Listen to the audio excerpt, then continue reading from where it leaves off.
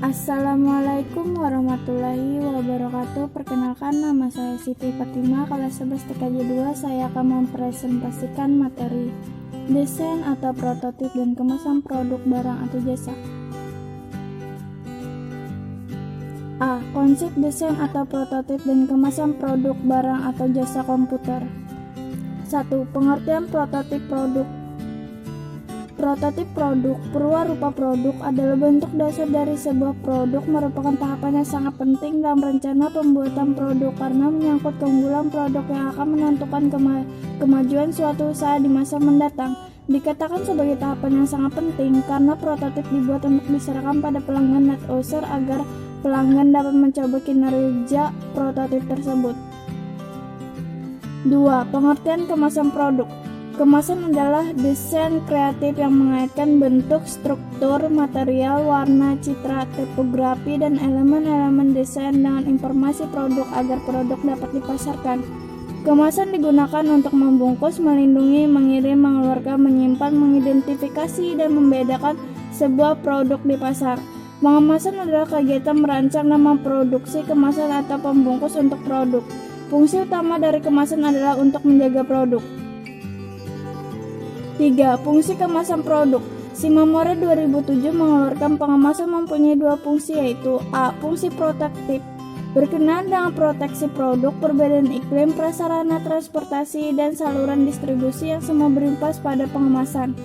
Dengan pengemasan protektif, para konsumen tidak perlu harus menanggung resiko pembelian produk rusak atau cacat. B. Fungsi promosional. Peran kemasan pada umumnya dibatasi pada perlindungan produk, namun kemasan juga digunakan sebagai sarana promosional. Menyangkut promosi, perusahaan mempertimbangkan preferensi konsumen menyangkut warna, ukuran, dan penampilan. Menurut Kotler 1999 nomor 228 terdapat 4 fungsi kemasan sebagai satu alat pemasaran, yaitu A. Sales service.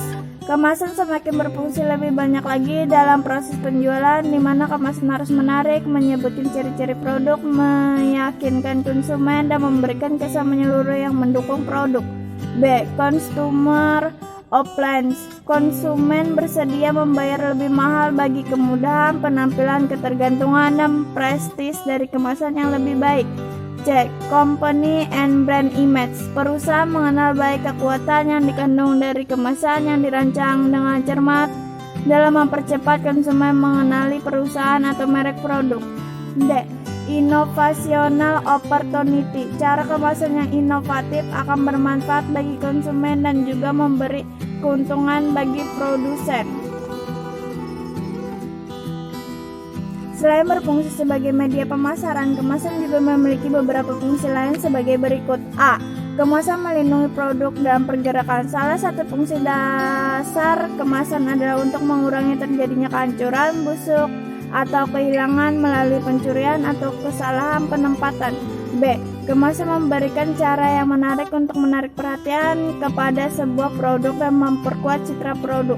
C. Kombinasi dari keduanya, marketing, logistik, di mana kemasan menjual produk dengan menarik perhatian dan mengomunikasikannya. 4. Tujuan kemasan produk.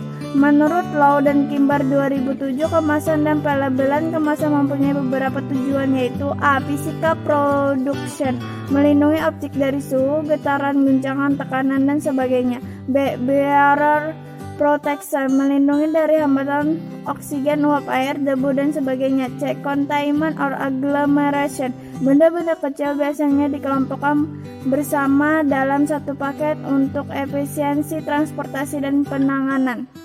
D.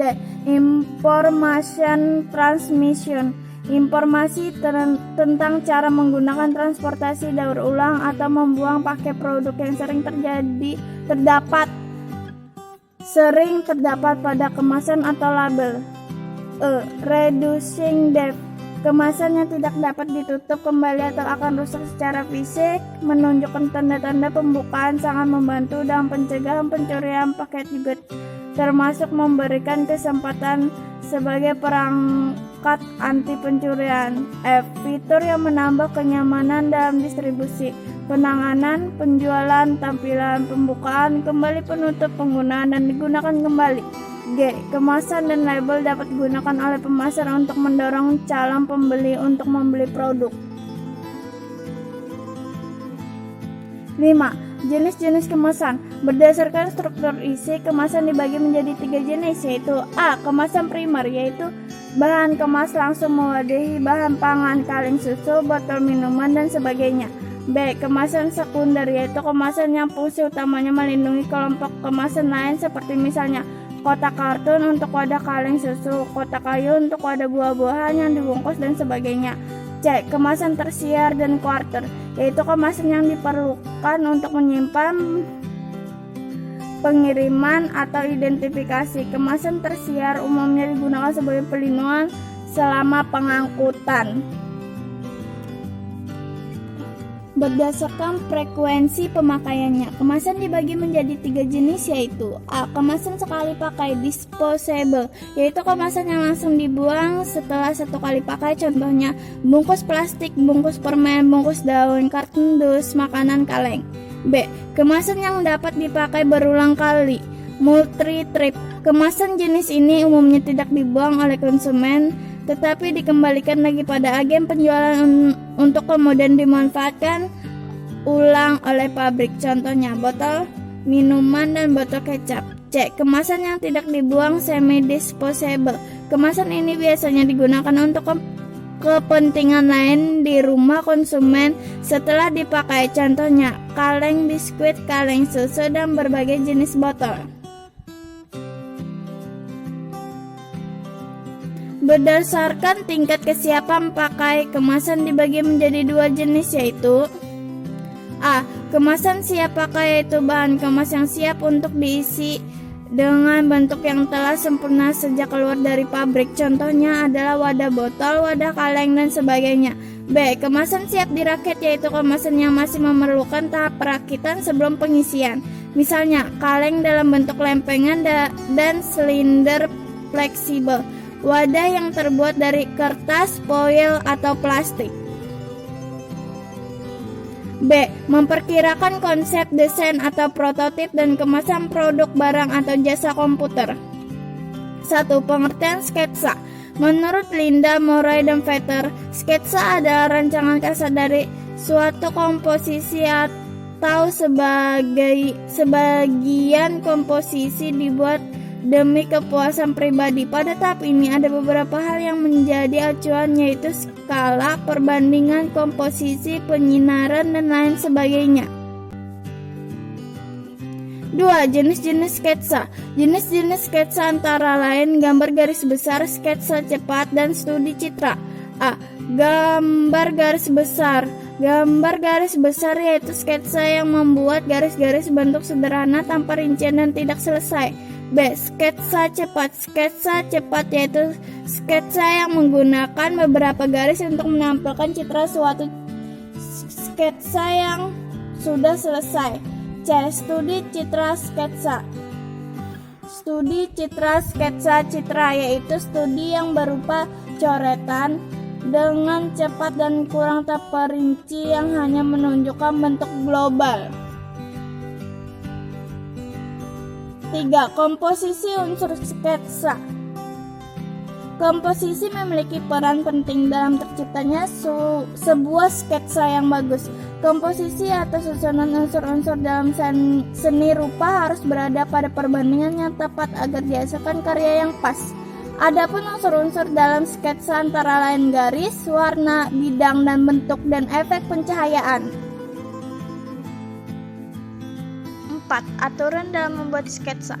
Aturan dalam membuat sketsa antara lain A. Membuat kerangka gambar yang terdiri dari garis-garis vertikal, horizontal, maupun lengkungan secara tipis.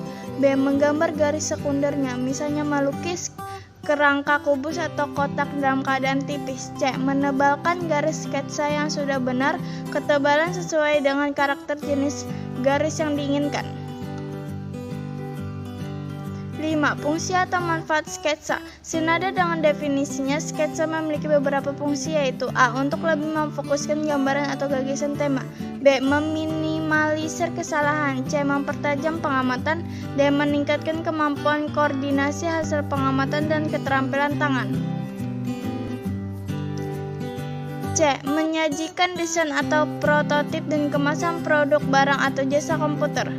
1. Pengertian desain produk serta pemilihan produk dan jasa. Produk bisa diartikan sebagai kepuasan yang ditawarkan produsen perusahaan kepada konsumen. Untuk dapat mencapai maksud tersebut, maka perusahaan memfokuskan diri pada pengembangan keunggulan bersaing melalui strategi bisnis diantaranya. A. Pembedaan diferensiasi, B. Biaya rendah kepemimpinan biaya, C. Respon cepat rapid respon, atau D. Kombinasi di antara ketiga strategi tersebut. Pemilihan produk adalah proses pemilihan produk atau jasa untuk dapat disajikan kepada pelanggan atau klien. 2. Kehidupan suatu produk.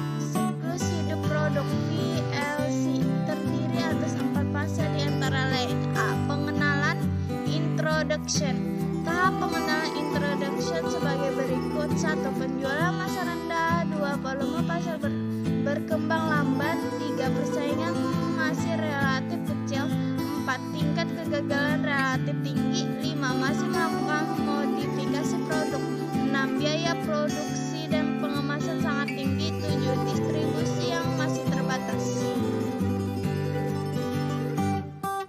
B. Pertumbuhan grow. Tahap pertumbuhan grow sebagai berikut. 1. Penjualan dan laba meningkat dengan cepat, 2. Promosi mulai dikurangi karena produk sudah dikenal masyarakat, 3. Persaingan menjadi ketat karena pesaingan mulai memasuki pasar, 4. Strategi yang digunakan untuk meningkatkan saluran distribusinya adalah menurunkan harga jual. C. Kedewasaan maturity. Tahap kedewasaan maturity antara lain. 1. Ditandai dengan tercapainya titik tertinggi dalam penjualan perusahaan. Contoh, penjualan handphone. 2. Penjualan sangat sensitif terhadap perubahan perekonomian pasar, semakin tersegmentasi sehingga masing-masing segmen diperlukan promosi yang berbeda dengan lainnya. 3. Strategi pemasaran kreatif digunakan untuk memperpanjang daur hidup produk, disebut innovative maturity. D. Penurunan baseline. Tahap penurunan baseline ditunjukkan dengan penjualan perusahaan semakin menurun disebabkan oleh faktor-faktor seperti perubahan selera pasar dan perubahan teknologi. Tugas manajer operasi adalah mendesain sistem yang dapat membantu mengenalkan produk baru dengan sukses. Contoh perusahaan yang berhasil memperpanjang VLC antara lain. A. Rinso memperpanjang VLC-nya dengan memperkenalkan Rinso baru, Rinso Ultra, Rinso Formula Plus, dan Rinso warna. B. Pepsodent memperkenalkan Pepsodent herbal dan Pepsodent khusus memelihara kesehatan gusi. Teknik memperpanjang VLC antara lain. A. Meningkatkan produk dengan membujuk konsumen. Contoh, apapun makanannya, minumannya, teh botol sosro. Memakai sampo setiap hari membuat rambut sehat. B. Mencari fungsi lain produk dari biasanya. Contoh, teh stroberi. C. Mengganti kemasan. Contoh Pepsodent yang mengganti kemasan agar selalu tampil baru dan segar. 3. Pengembangan produk. Tahap dalam pengembangan produk antara lain. A. Ide bersumber dari perubahan lingkungan, teknologi, demografi, ekonomi, politik, dan sebagainya. B. Persyaratan yang pasar, pendekatan yang diperlukan untuk memuaskan konsumen. 3. Spesifikasi fungsional, bagaimana cara kerja produk tersebut. D. Spesifikasi produk, bagaimana produk akan dibuat. Ulasan desain, bagaimana produk akan dibuat secara ekonomis dan kualitas. F. Pengujian pasar, apakah produk memenuhi keinginan pasar. G. Pengenalan produk diantar ke konsumen. H. Evaluasi berhasil atau tidak. 4. Desain ramah lingkungan. Desain yang ramah lingkungan dapat dilakukan dengan mencontoh uraian sebagai berikut. A. Menggunakan bahan baku yang dapat didaur ulang. B. Menggunakan komponen yang tidak membahayakan. C. Menggunakan komponen yang lebih ringan. D. Menggunakan bahan baku lebih sedikit. 5. Penerapan pohon keputusan pada desain produk. Pohon keputusan digunakan untuk membuat keputusan produk baru, juga permasalahan manajemen lainnya. Menganalisis masalah dengan menggunakan pohon keputusan ada 5 langkah, yaitu A. Mendefinisikan masalah. B. Menggambar pohon keputusan. C. Menentukan peluang. D. Memperkirakan imbalan bagi setiap alternatif. E. Menyelesaikan masalah dengan menghitung EMV. 6. Desain jasa. Bagaimana pembahasan memusatkan perhatian yang disebut dengan produk nyata, yaitu barang. Di sisi lain terdapat produk yang tidak nyata, yaitu jasa. Contoh industri jasa adalah perbankan, asuransi, transportasi, dan komunikasi. Kunci dari desain produk jasa adalah mendefinisikan secara tepat barang-barang yang terikat dalam jasa. Dalam merancang jasa, manajemen harus secara seksama membaca harapan-harapan pelanggan. 7. Merencanakan prototip. A. Menetapkan tujuan prototip. Mengingat kembali 4 tujuan prototip, yaitu pembelajaran, komunikasi, penggabungan, dan milestono. Dalam menetapkan tujuan sebuah prototip, tim mendaftar khususnya pembelajaran dan kebutuhan komunikasi. Anggota juga mendaftar beberapa kebutuhan penggabungan, baik yang adil atau tidak. Prototip diharapkan untuk menjadi satu dari beberapa tonggak utama dan proyek pengembangan produk keseluruhan. B. Menetapkan tingkat perkiraan konsep. Merencanakan sebuah prototip membutuhkan tingkatan di mana produklah akhir diperkirakan akan ditetapkan. Tim harus mempertimbangkan apakah prototip fisik diperlukan atau apakah prototip analitik yang terbaik untuk memenuhi kebutuhan.